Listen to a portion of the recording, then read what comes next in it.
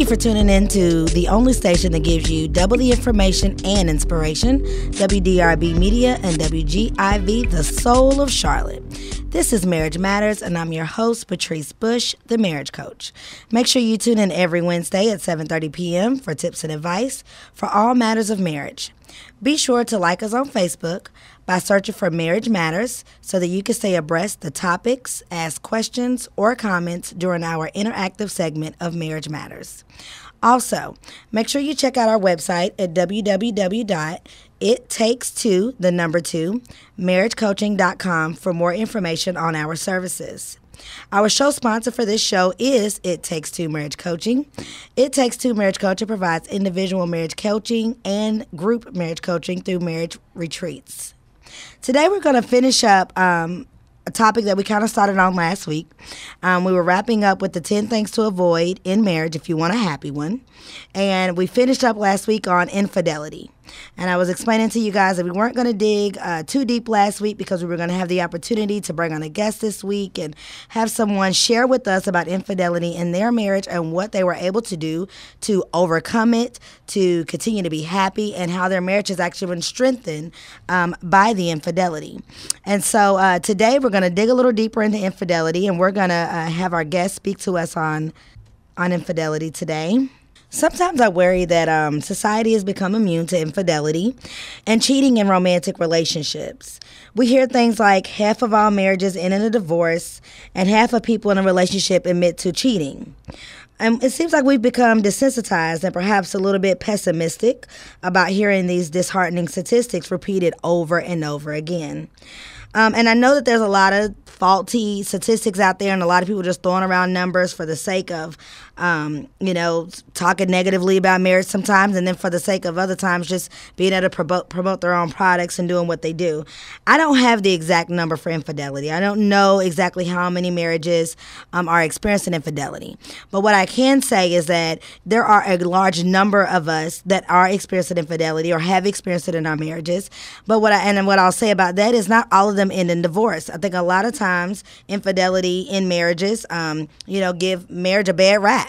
A lot of times we hear that everybody in marriage is is cheating on their partner. Nobody is faithful. Nobody is really in love and willing to be committed, and everybody's divorcing because of that reason. But I know a lot of couples out there that have experienced this infidelity, and they've been able to make a comeback. They've been able to come back stronger than they were before. And so today we've got a guest that's going to be speaking with us.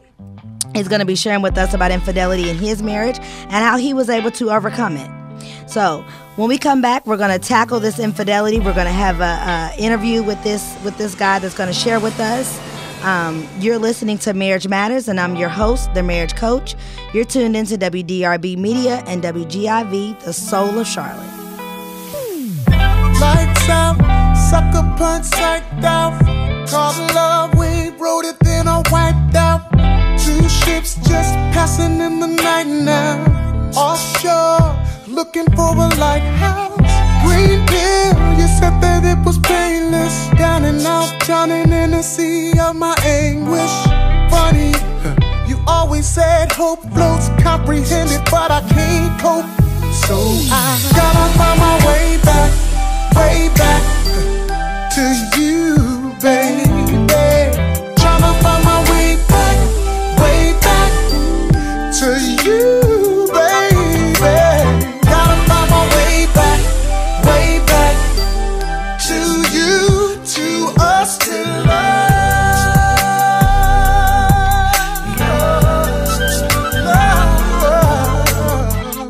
Man down, my heart's in your hands now. Hit your love, another net's in the sand now. No clue, no map, damn. So I'm digging till I end up in Japan now. Green pill, you said that it was painless. Down and out, drowning in the sea of my anguish. Funny, it's funny. You always said hope floats, comprehended, but I can't cope.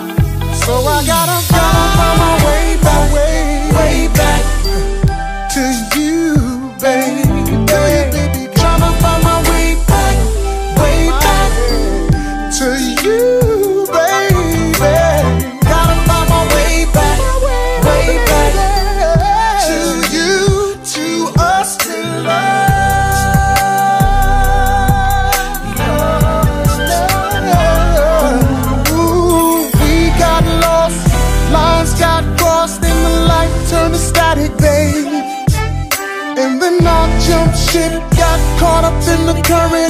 carry both of us away. We were so much better when we were together, baby. And I just can't let you slip away. Gotta find way back to you, baby. Trying to find my way back, finding my way back, baby. Gotta find my way back, I'm on my way back now, to us to love.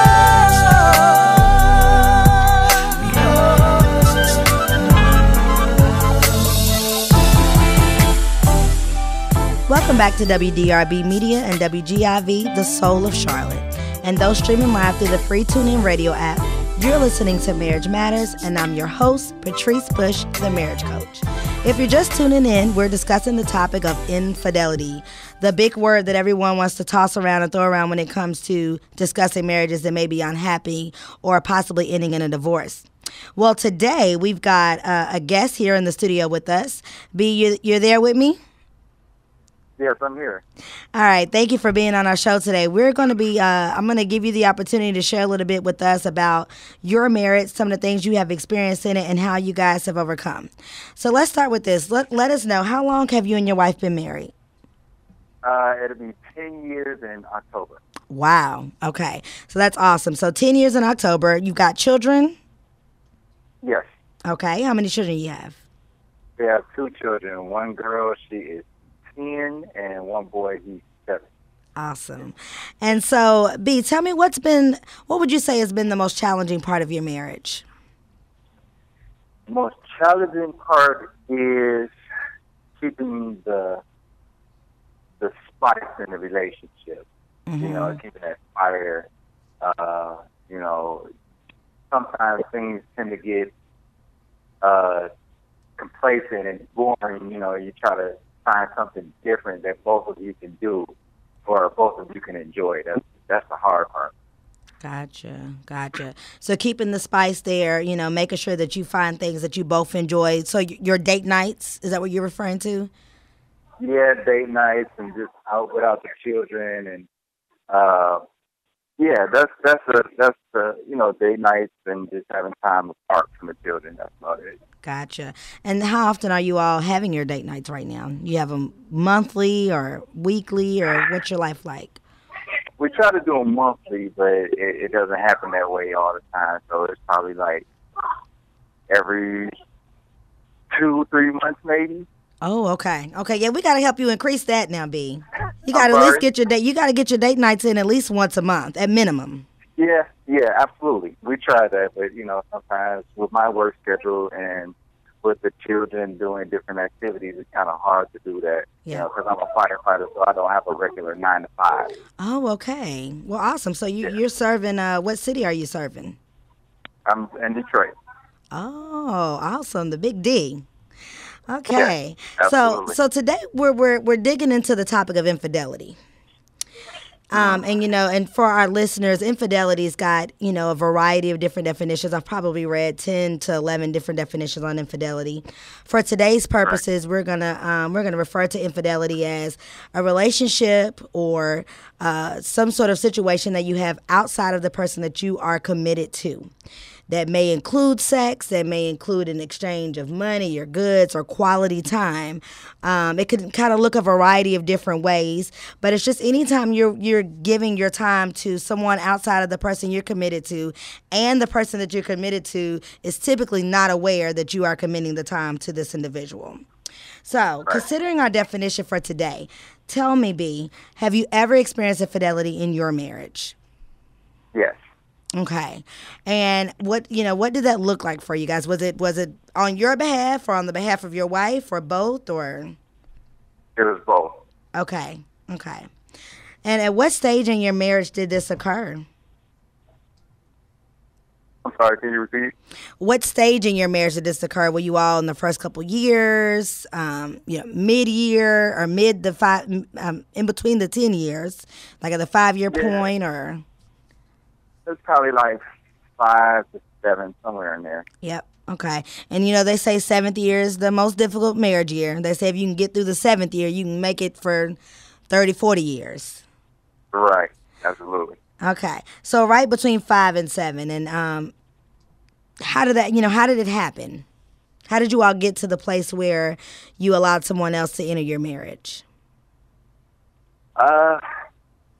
Well, it's like, when sometimes you meet up with old friends or, old people that was you were in a relationship in the past, and then you reconnect, try to find out what's going on with them, how things are going, and then, you kind of find yourself trying to be more interested in that person, and things, may or may not kick off, but, that's kind of what happened with our relationship. Okay. So reconnecting with folks from the past. Yeah. And when you say folks from the past, are you referring to people that you were previous in a relationship with, or like just past friends?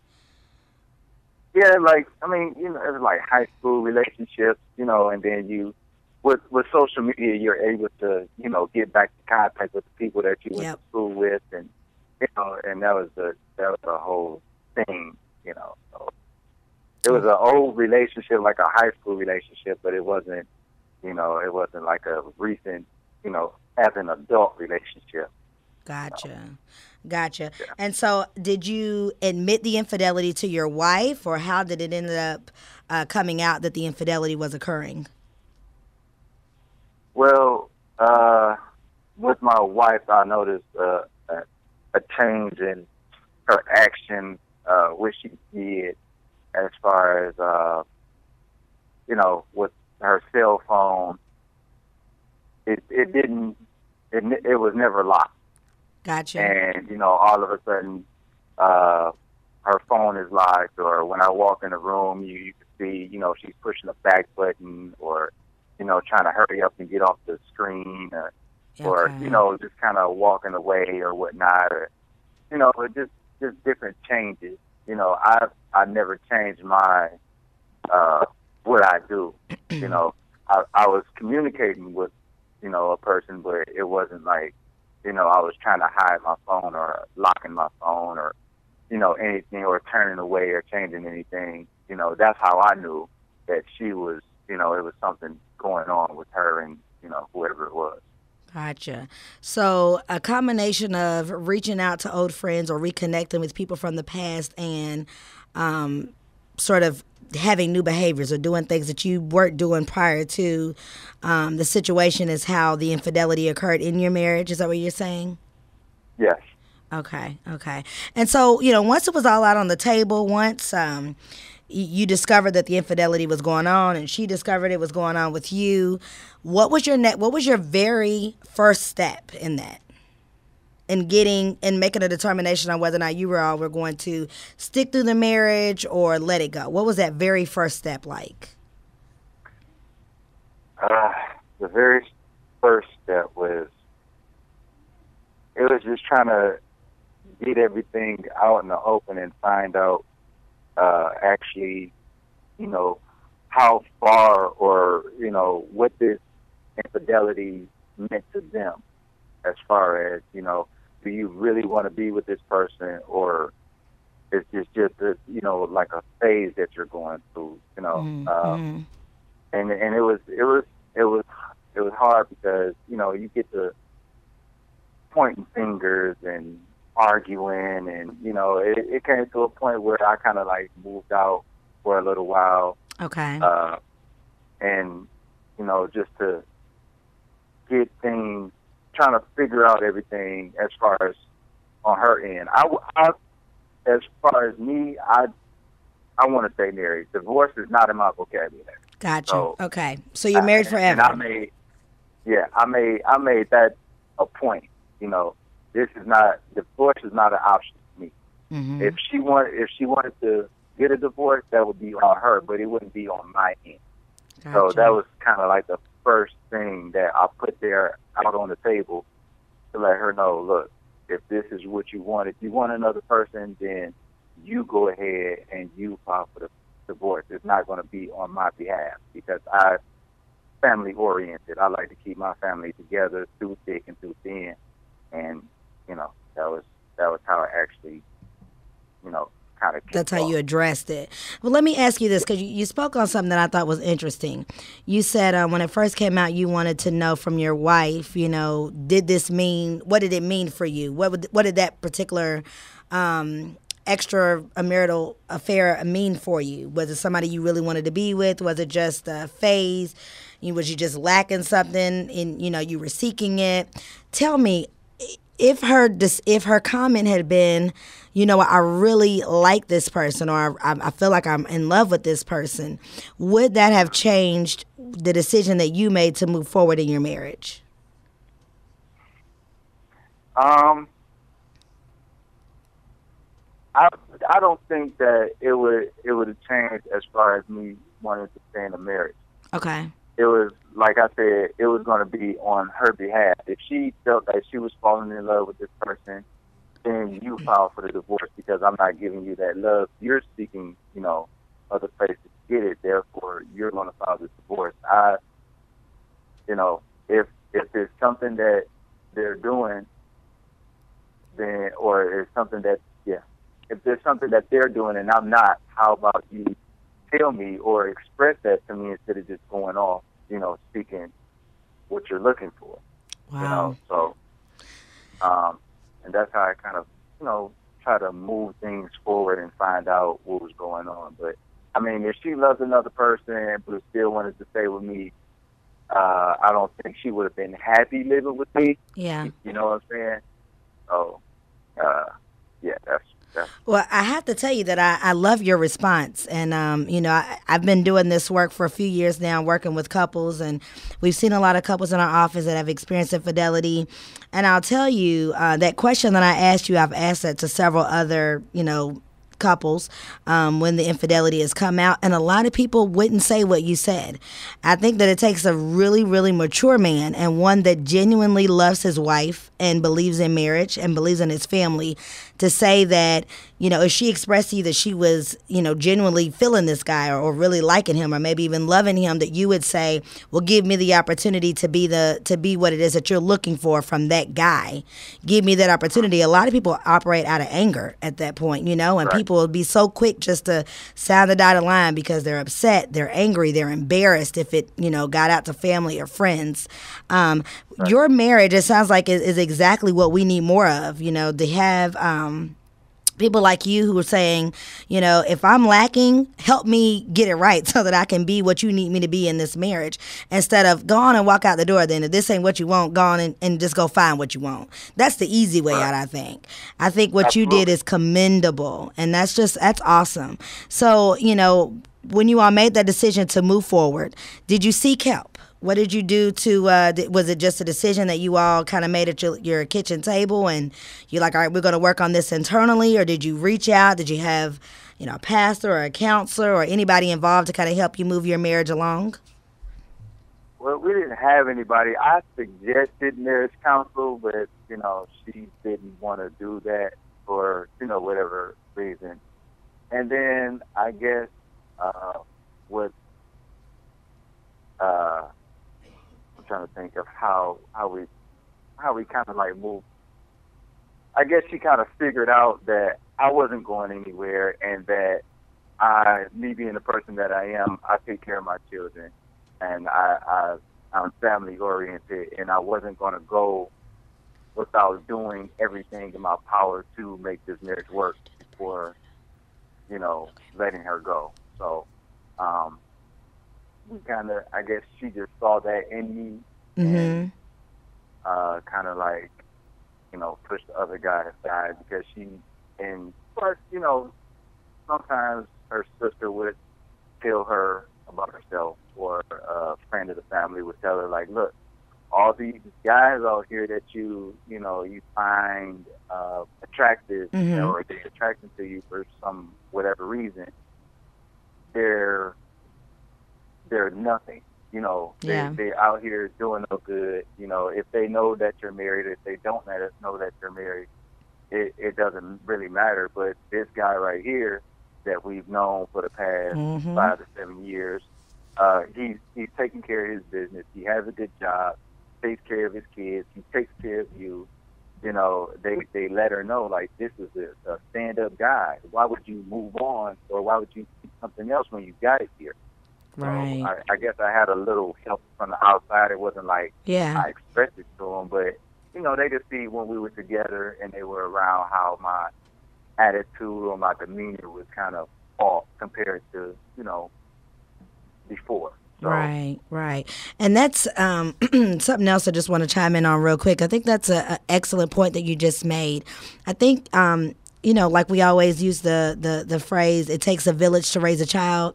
It takes a village to really have a healthy marriage, too. I mean, you got to have a supportive family, supportive friends in your corner, a group of folks that are going to keep you guys motivated and on track.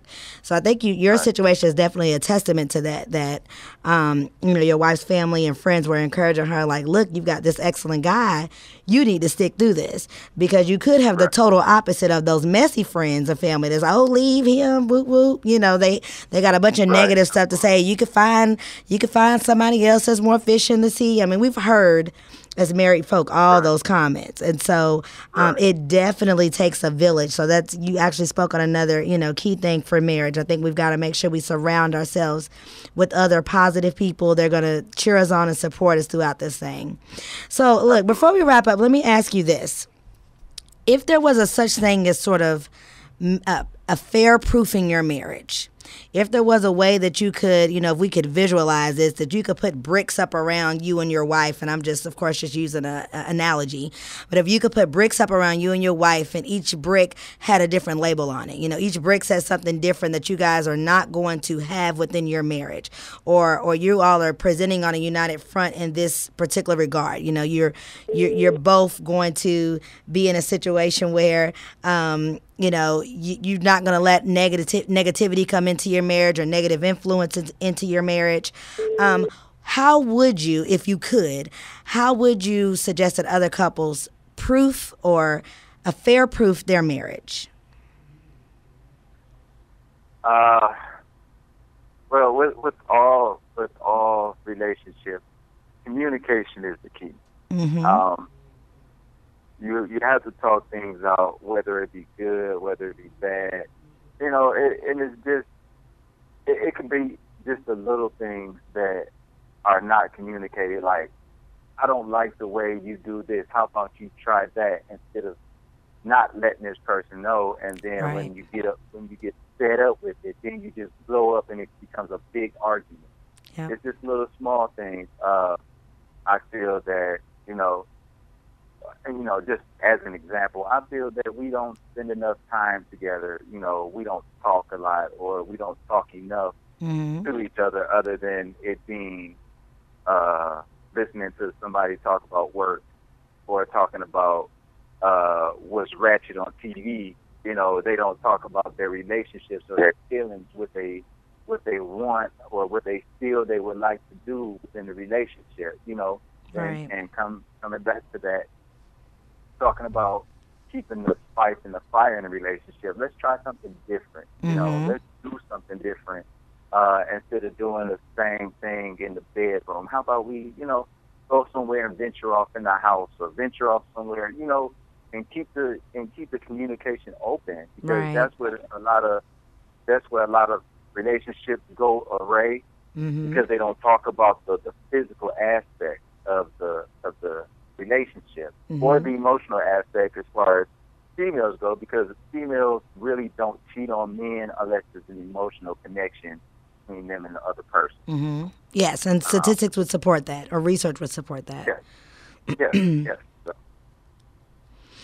So, I mean, you've given us a lot of good tips. You know, are those things that you implemented in your marriage in order for you guys to move forward, just sort of streamlining your communication, keeping things spicy, you know, trying new things? Are those things that you guys use to move forward? Yes. Yeah. Absolutely. Yeah, that's good stuff. I'm gonna ask you one other. I know I already said I'm gonna ask you one more question, but this is the last one for real. So, Okay. we have listeners that are tuning in, and inevitably, probably somebody out there is currently experiencing infidelity. Maybe they're actually in the act of infidelity, but they're wanting to stop. Maybe it just came out. Maybe the wife just found out, or the husband just found out that their spouse has been engaging in an extramarital relationship. What is the first step for them to take? What would you suggest as the first step for them to open up to their spouse about what they've done? So not even the getting help part, because we ain't even there yet, but just opening up about being honest about the fact that they are actively having an affair, or that they have had an affair, but they want to move forward in their marriage. Right. Everything comes back to communication. You just have to find it within yourself and stand up, be the man or the woman that you are supposed to be, and let them know, look, this is what's going on, and just lay it out all on the table. This is what's going on. You are free to stay with me, and we work this out, or you are free to, move on. But and you have to let this person know, look, I've done wrong. If you want to stay with them, let them know, I've done wrong, but I want to be with you. Right. This little side thing was just something because I really wasn't getting it, and I really didn't express to you that I wasn't getting it at home. So that's why I kind of stepped off to the side. But I do want to be with you. And that's for the men and for the women. Yeah. Let your partner know, this is where I stand. If you have infidelity in a relationship and you don't want to be with the person that you're with now, you have to let them know, look, I have somebody. What we had is not working for me, and I feel that we should move on. Now it's up to the other person to let them know, okay, I want to move on because you've done this, or let's work this out, or try to work this out, because I still do love you, or, right. Whatever the case may be. Okay. But it takes the people to be honest. Honesty is not a thing that's going on right now, as far as the world It's not goes. popular. Yes, Yeah. It's not popular at all. So, I guess I'm just that old school type of guy that, honesty, you have to be honest, you have to be loyal, you have to stick with the people that stuck by you through thick and through thin. Right. So, that's, I wish I could, give myself to everybody and just let them see what was, how things work. But with social media and housewives of whatever city, it's kind of like, It's ruined the perception of marriage. I mean, it really is.